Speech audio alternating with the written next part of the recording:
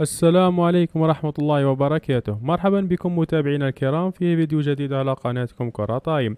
في هذا الفيديو سوف نتعرف على موعد مباراة الاتحاد والفتح في الجولة 24 من دور الروشن السعودي والقنوات الناقلة.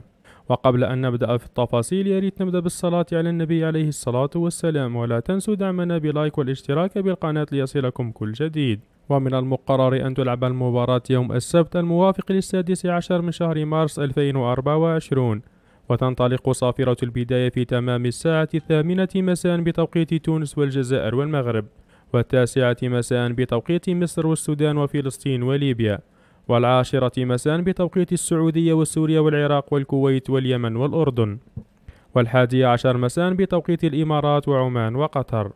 وسوف تلعب المباراة على ملعب مدينة الأمير عبدالله الرياضية، ويتم نقل مجريات المباراة على قنوات SSC سبورت السعودية.